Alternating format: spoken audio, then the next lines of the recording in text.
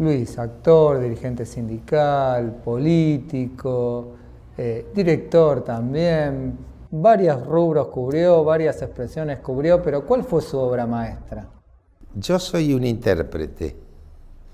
Las obras hacen los artistas, en mi caso los autores, los guionistas, algunos directores, pero yo soy un intérprete y mi oficio es el de transmitir lo que alguien imaginó, escribió o compuso de la mejor manera posible, guardando la debida fidelidad y reservándome para mí un espacio muy pequeñito que es la libertad, siempre acotado a las órdenes de un director y de un autor. Cuando arrancó Luis, contó que era titiritero en un galpón en Dock Sud y que hace muy pocos días se encontró con uno de sus espectadores. ¿Cómo fue ese encuentro? Lo curioso no solo es que me haya encontrado con un espectador que en aquel momento debe haber tenido 6 o 7 años, sino que además fue la única función que hice en mi vida.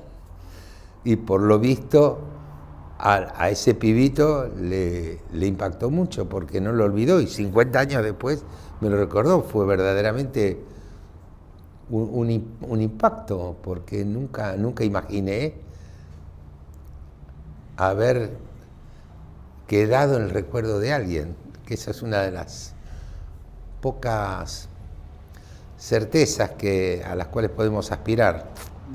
Como dijo Antonio Porquia, se vive con la esperanza de llegar a ser un recuerdo. Me imagino que en aquellos años también decidió la carrera de actuación. ¿Qué lo motivó? ¿Qué lo impulsó a ser actor? No sé si con la claridad, con la certeza que tengo ahora, con los años, pero lo que yo quería era ser un actor argentino y eso creo que lo logré. Yo soy un actor argentino. Que pasé la vida observándonos, tratando de representarnos de la mejor manera. Digo la mejor manera porque los actores tenemos la obligación de defender a nuestros personajes. Nosotros no podemos tener una visión crítica del personaje, eso es trampa. Digo, aunque se trate de un personaje canallesco, hay que hacerlo canallesco, lo más canallesco posible. De manera que yo toda mi vida observé todo esto y como estuve siempre convencido que los argentinos tenemos algunas características comunes, somos muy distintos todos. Entonces hice teatro de autor nacional durante más de 40 años y me tocó hacer grandes personajes de teatro, muy distintos entre sí, y estoy orgulloso de eso. Para ser un actor argentino se ve que hay que observar distintas cualidades que tenemos nosotros, pero ¿hay algo que nos hermana? ¿Hay un rasgo común de lo argentino? Lo que nosotros tenemos en común es un modo de ejercer el lenguaje. Eso sí, para los actores la lengua es una herramienta imprescindible, de la cual no se puede prescindir,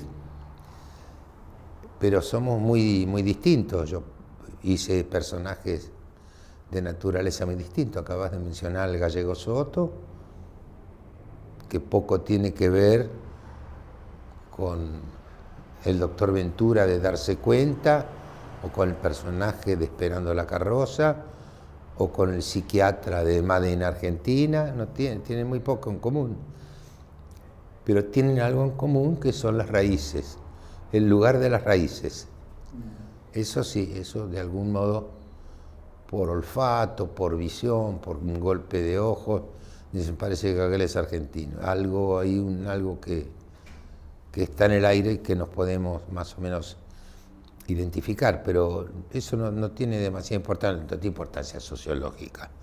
Ahora, cuando uno hace un autor argentino, tiene que saber hablar el idioma, manejar el idioma gestual, que es muy distinto en muchos casos. De vecinos nuestros es muy distinto. El idioma gestual del uruguayo es bastante distinto al nuestro. Nosotros lo desconocemos un poco, pero es muy distinto. Y eso es lo que porque los actores tenemos un tiempo muy corto para definir un personaje. Y tenemos que hacerlo con los 3 o 4 primeros trazos nítidamente para que se sepa de quién se trata. Y tenemos que hacerlo de una manera tan certera que cuando termina el programa de televisión o la obra de teatro o la película, el espectador debería ser capaz de contar la vida de ese tipo. Otro papel que todo el mundo se acuerda y todavía se sigue sonriendo es con Cantalapiedra, de mi cuñado, esa dupla que hacía con Ricardo Darín. ¿Cómo surgió ese personaje? Tenía las características que tenía, se llamaba Roberto Cantalapiedra, que no es poca cosa, ¿no? Digo, porque no es lo mismo García que Cantalapiedra. Y ese tipo de percepción que tenía Oscar y que coincidíamos bastante, nos permitió hacer un personaje parecido a millones de argentinos, a miles de argentinos, con una particularidad. ¿Cuántos millones de gente tiene cuñados? Millones. Gente normal, de clase media, pero había una particularidad. Los únicos que se trataban de usted eran los cuñados. Eso es tener talento como autor para dar un punto de partida de todo lo que después va a seguir, ¿no? Y había una pequeña tensión en el ustedeo que tenía todo lo demás. Y hombre, parecido a todos, como suele suceder, hay un personaje que demanda y otro demandado. Hay un personaje con ciertas debilidades o formalidades que cuida mucho y el otro casi nada. Hay alguien con una cierta cantidad de escrúpulos, que el otro desconoce la palabra escrúpulos directamente. Y además tenía buen gusto, era un programa de buen gusto. Era una comedia donde, a pesar de lo que se usaban, que eran escenas cortas, muchas, pero cortas, nosotros insistimos en hacer por lo menos una escena larga, los dos personajes que eran verdaderamente un disfrute, porque ahí se jugaba mucho con el lenguaje. Cuando gente de su generación nos cuenta cómo eran los cafés de Buenos Aires, uno no se llega a imaginar realmente cómo eran. ¿Cuál era la atmósfera de esos cafés? Primero, yo creo que el café era el lugar de reunión. Yo nací en el Dock Sur y en ese barrio obrero la gente no podía invitar a su casa a los amigos o a un amigo, porque había muchos conventillos, la vida ocurría en un solo ambiente. Entonces había muchísimos bares y era el lugar de reunión en general de los varones, salvo algunos cafés de más jerarquía que tenían el reservado, ¿no? Donde podían ir también las mujeres. ¿Y qué se decía? ¿Dónde parás? Yo paro en el café tal, digo, en mi lugar de estar. Ese lugar que no puedo tener propio, pero que de algún modo me pertenece. Y me pertenece como a mi pequeño mundo, el de los amigos de la cuadra o de la otra cuadra. Y era un lugar de reunión, esencialmente reunión. Y había algunas dudas, algunos misterios, que de a poquito, a los tropezones, fuimos develando. Usted, Luis, vivió distintas épocas de la Argentina, la dictadura, la democracia, fue dirigente sindical durante la dictadura. ¿Tuvo temor de expresar sus opiniones, de decir lo que pensaba en aquellos años oscuros o en algún momento del país? Siempre pensé que, salvo alguna cosa, pequeñas inconfesiones, no había nada, que no tenía nada para esconder.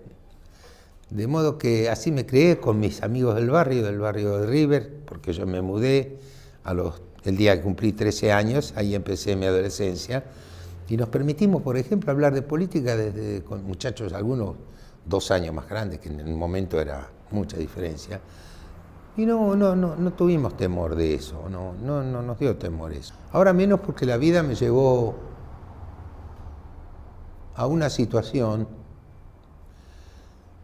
para la que era necesario, para seguir adelante o salir adelante, perder el miedo.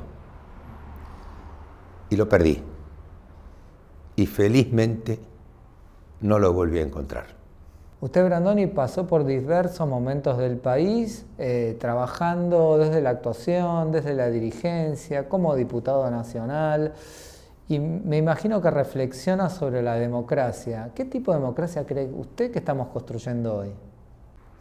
Comprender, entender o interpretar que el que piensa distinto de mí es mi enemigo, estamos en un camino equivocado referido a la democracia.